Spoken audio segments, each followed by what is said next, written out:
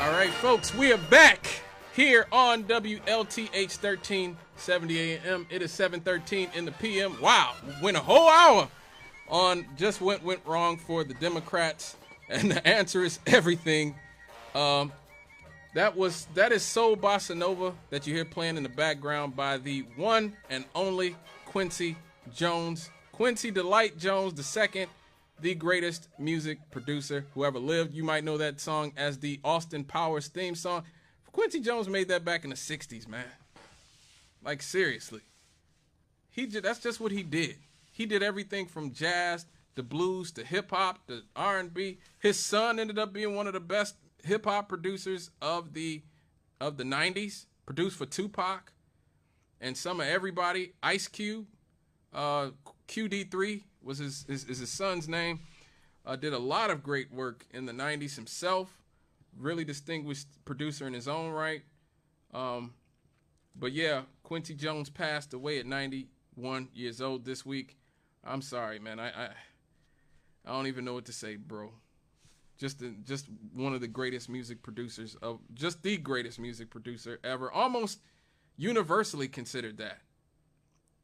It's rare when you see somebody just universally considered the GOAT, but Quincy pretty much universally seen as the GOAT by most people. So rest in peace to him. But it's time to get back to firm biz. Yes. The first segment was all about what went wrong for the Democratic Party, what went wrong specifically for Kamala Harris. And the answer is just about everything. But there is always, no matter what happens in life, there's always a silver lining.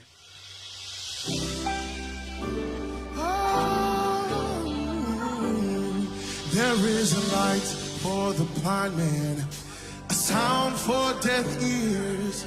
This riches for forgotten souls that have nothing left to give. There is freedom from bondage for those who can't break free. This is the gospel of Jesus, and it's good news. Let us remember we have good news. We won't hide it in the shadows. We will light up the truth. Tell everybody what he's done for you. Shout it from the rooftops. We got good news. Yes, good news. There are silver linings in this humiliating defeat for the corporate liberal Democratic Party and Kamala Harris. Number one is the mainstream corporate media is officially done. The media is officially done. As you guys know, if you listen to this show, the corporate media is probably my number one enemy in the world. Like, seriously, the media in this country is the worst thing about this country, and that's saying a whole lot, because we have some really bad things about America. But the media is by far the worst, owned by a few billionaires who own and control everything and create nothing but propaganda for the military-industrial complex and the prison-industrial complex and corporate control of all of our lives. They got this horribly wrong. All of these elite, bougie media people on CNN and MSNBC and in the corporate media, the New York Times, Washington Post, all these people, all of their predictions were wrong. Not only were all of their predictions wrong, but all of their prescriptions have been wrong as well. That's why they are freaking out so bad. You see Joy Reid on camera. The woman is basically, she's lost her mind. She's literally lost her mind. Listen to her reasons for why she's shocked that Kamala Harris won. Flawlessly run campaign.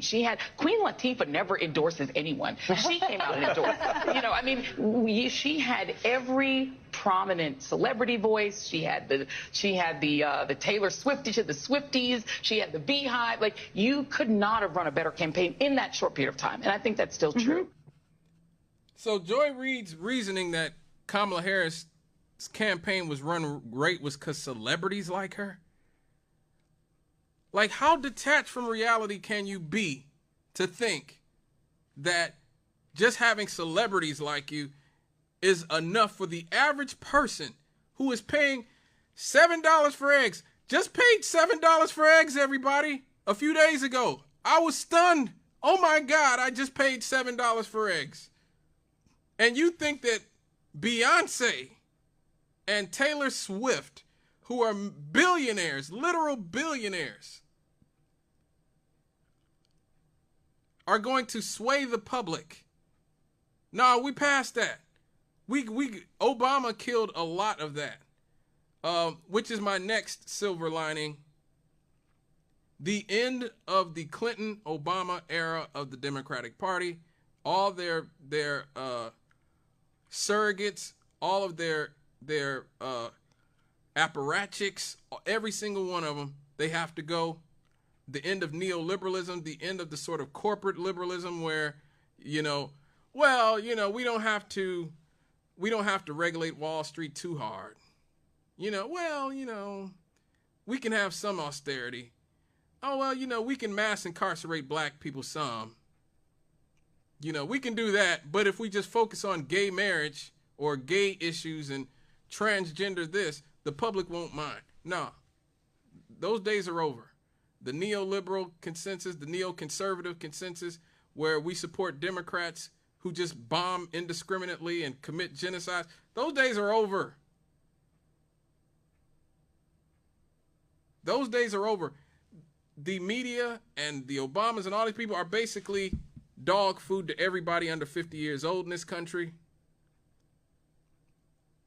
None of that means anything. That's why they're trying to shut down TikTok and Twitter and all these other things, because young people genuinely do not listen to the corporate media. We know it's propaganda. You know it's propaganda too. You guys should know. How'd you end up in Vietnam? How'd you end up in Iraq, Afghanistan, Libya, Syria, Somalia? How did they end up sending all those jobs overseas and nobody rioted about it? Well, because the media is propaganda. That's why. How did you end up mass incarcerating black men by the millions without people rioting in the streets over? Well, because we had the media to portray black men as the biggest super predators. You had Hillary Clinton, who could call us super predators, and Joe Biden and these people who could basically call us everything but a child of God and get away with it because they chose to focus on shallow identity politics. That is over. Those days are over. You're going to have to find a new way to get people to vote for you. Good riddance to them. Good riddance to the black bougie boule. That's who's really taking it hard. All the black bougie boule from the Divine Nine, the Howards, all the HBCUs, all those people, a lot of those people, the bougiest amongst us who look at Obama, who look at Kamala Harris as the dream because, they can commit genocides and start wars just like the white presidents can. Oh, man. They can sell out to Wall Street and the big pharma and the institutions of wealth and privilege just like the white man can. No. Again, Barack Obama is smart enough to know that the reason that the Democrats have been hemorrhaging votes from black people, from Hispanic people, from young people, it is his fault. He did this. His inept presidency that disappointed whole generations of people. That did this. Okay? All that lecturing of black people about not feeding our kids fried chicken for breakfast and black men not needing a lot of gold chains and needing to pull our pants up and being sexist and not want to vote for a woman. Hillary Clinton won the black male vote by, let me go back to this, 69 points. Hillary Clinton won the black male vote by 69 points. Kamala Harris by 56. Has nothing to do with her being a woman. She was a prosecutor who helped destroy the lives of innocent black people and poor black people who did not deserve to have their lives ruined. If you think black people are going to keep voting for that, you're high on PCP. I'm sorry. Tell Cherie Peoples and Kevin Cooper and Jamal Truelove and all the innocent black people that she helped ruin that we just can't get in the way of the personal aspirations of one of the Divine Nine. Good luck with that. All the Roland Martins, all the Joy Reids, all the twerking celebrities, the Megan Thee Stallions, the Cardi B's, all the rappers, all of them who came out to try to propagandize us into voting for a genocidal administration. All of you now know your voice means nothing, and that is good news. Also good news is that the black vote will continue to mean something.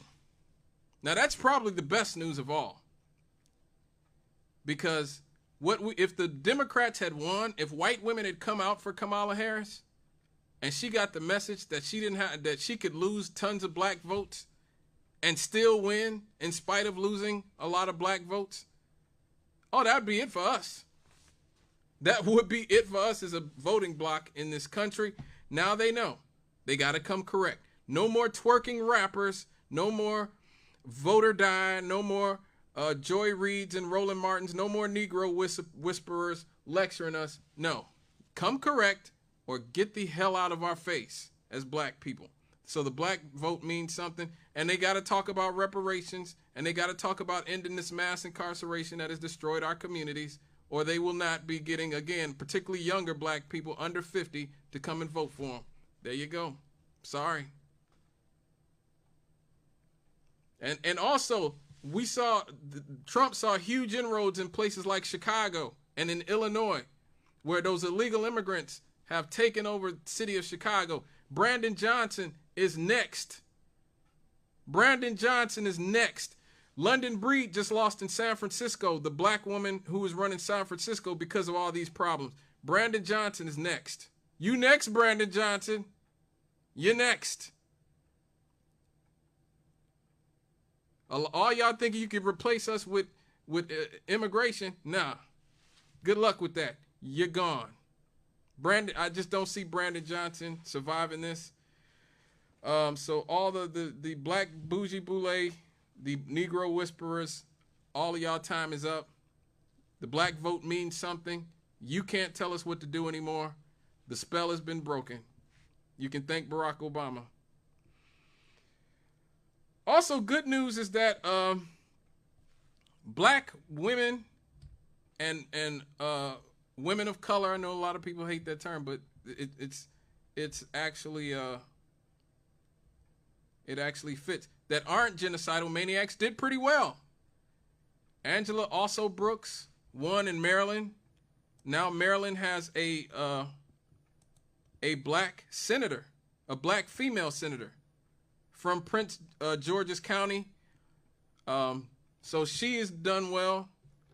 Good for her. She outperformed Kamala Harris. Rashida Tlaib, the Palestinian American congresswoman who refused to endorse Kamala Harris, she outperformed Kamala Harris by a megaton. Kamala lost all of the Arab and Muslim districts in Michigan, which was a state she needed. She needed those votes. She lost them because she was funding a genocide and supporting a genocide that's happening currently. She lost by, she actually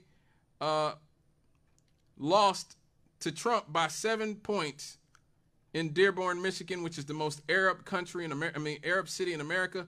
Rashida Tlaib won by 32 points. Same party, so that means that most of those Arabs voted split ticket.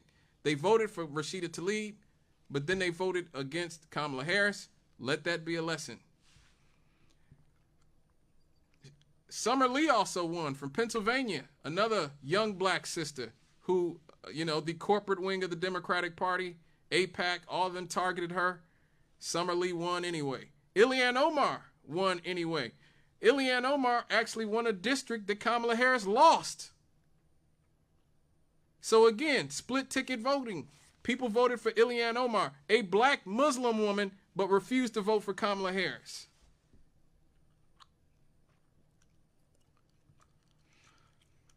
That's let me get some of these calls.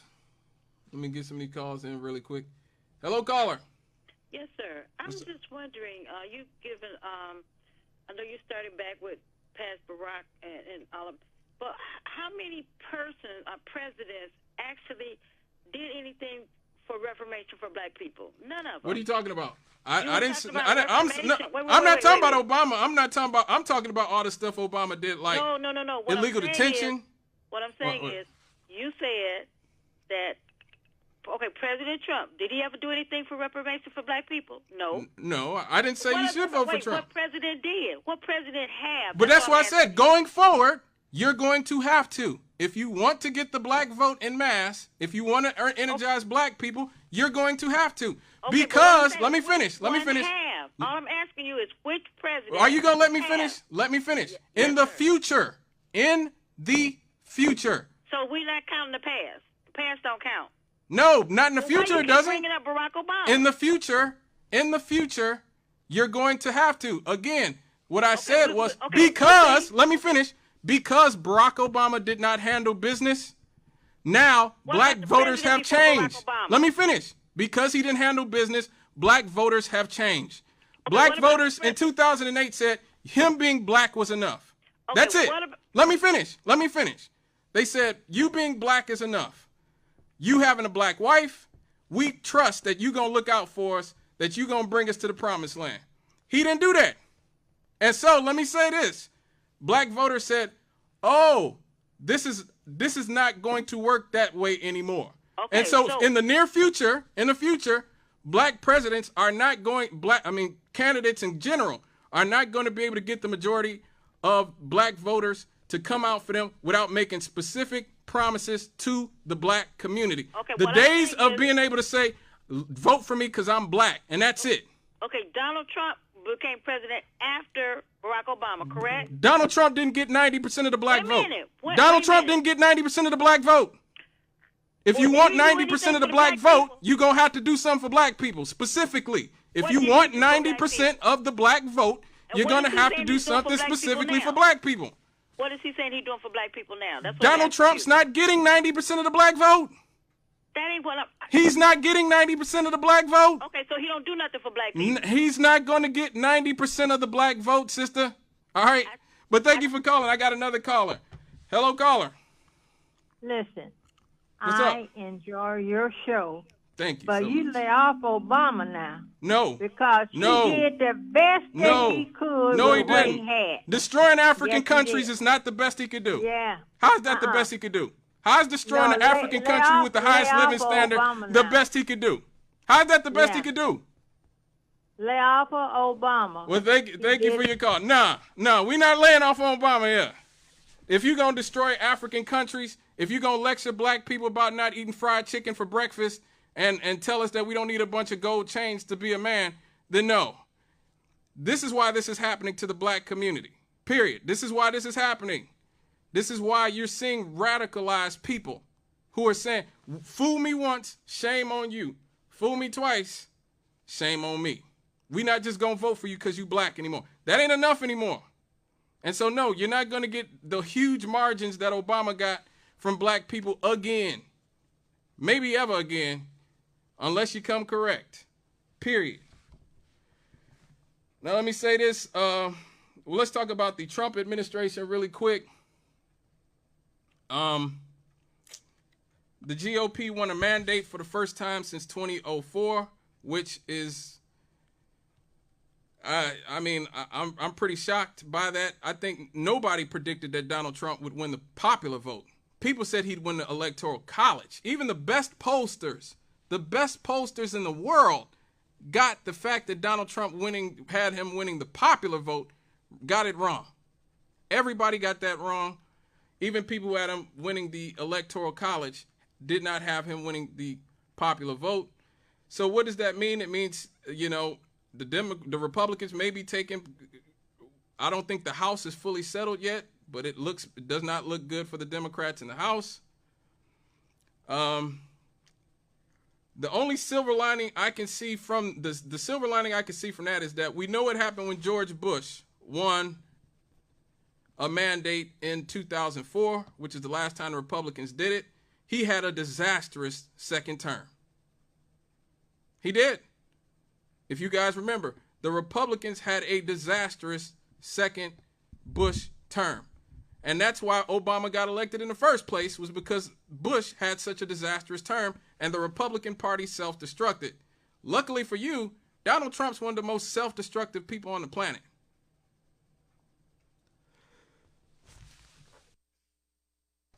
I don't know too many people who are more self-destructive than Donald Trump, who puts his foot in his mouth more, who does things that just make no sense, even that hurt himself a lot of times. So I'm not saying you can depend on Donald Trump to self-destruct and the Republicans to self-destruct. I'm just saying it could happen. It's happened in the past. Bill Clinton had a disastrous second term. You know, Barack Obama's second term was very tumultuous with Trayvon Martin, Freddie Gray, and all those people. Reagan, remember, Iran-Contra-Gate.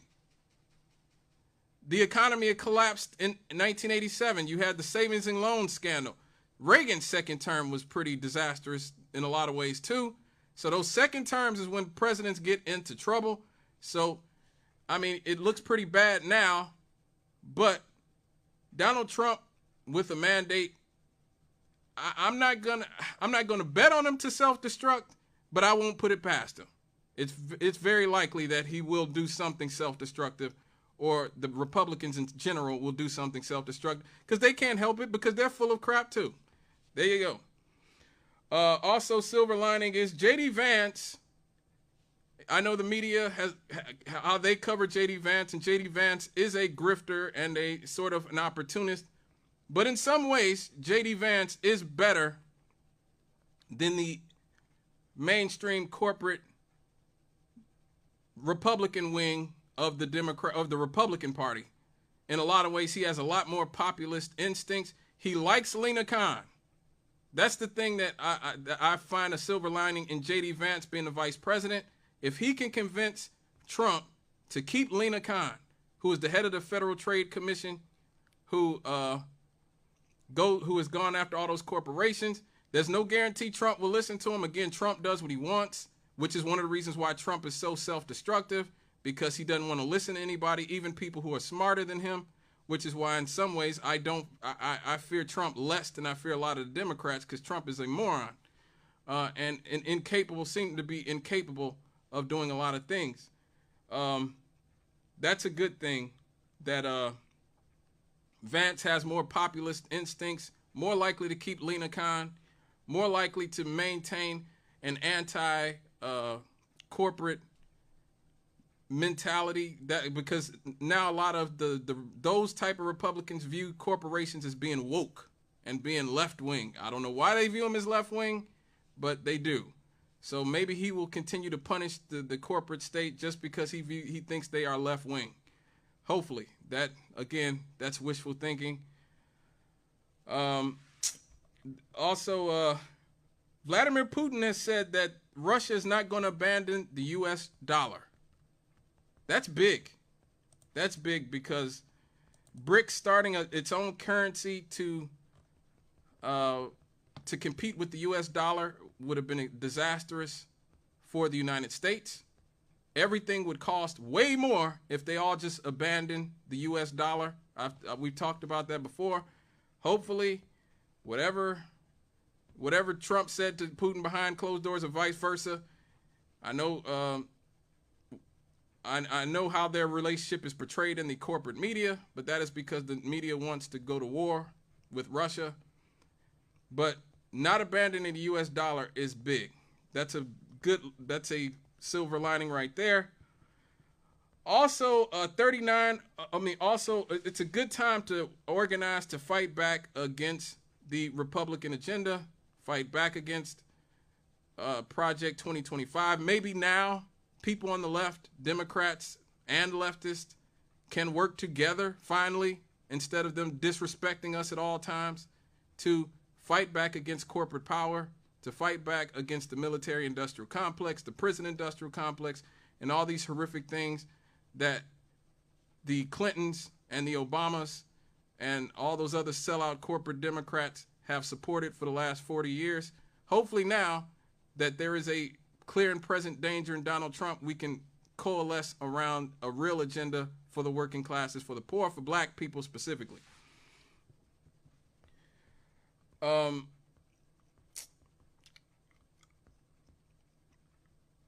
Locally. Let's talk about locally what happened. Frank Mervan won. Frank Mervan won. And he doubled his margin of victory. I actually like a lot of things about Frank Mervan. He's one of the few Democrats that I have some respect for. He actually had a very close race against Jennifer Ruth Green 2 years ago. And me and the Rev were like, man, she did a lot better than we thought she would do. I'm surprised she didn't run again. They should have run her again. She had made huge inroads up here. Maybe one more shot at it might have got her the brass ring, but hey. We have a new governor as well. His name is Mike Braun. Mike Braun is the new governor. The new governor-elect. He's defeated Jennifer McCormick and Donald Rainwater. Now, who is Mike Braun? He is he's almost like J.D. Vance in a sense where he's an overt opportunist. You know, he used to be a Democrat. He used to oppose, you know, a lot of what was seen as MAGA policies like trade and tariffs and stuff like that. But now he's sort of reformed himself as a Republican who supports Donald Trump's trade and tariff policies. He's definitely against Obamacare. He's against same-sex marriage, abortion. So he's basically running as a red state MAGA Republican. And he supported Donald Trump's trying to overturn the election in 2020. You know, obviously all of these people know Donald Trump knows he lost in 2020. All of the MAGA people, the smart people, know that he lost in 2020. Mike Braun went to Harvard. He literally went to Harvard Business School. So he knows Donald Trump lost. But again, he's got to pander to his MAGA base. So that's how we know what Mike Braun is really about. Lonnie Randolph won. Mark Spencer beat Will Miller. I don't think we've seen the last of Will Miller. Like I said last week, I think he has important things to say. Whether you agree with him or not, but I don't think he's going away. Earl Harris won. Reagan Hatcher won. And Vernon G. Smith won. All right, folks. Man, this time has gone way, way too fast. I'm just glad the election is over. And no, we're not going to lay off Obama or any of these corporate Democrats or any corporate Republicans, any corporate anything, not when they hurt the working classes. When we get back, happy happies. Stay with us.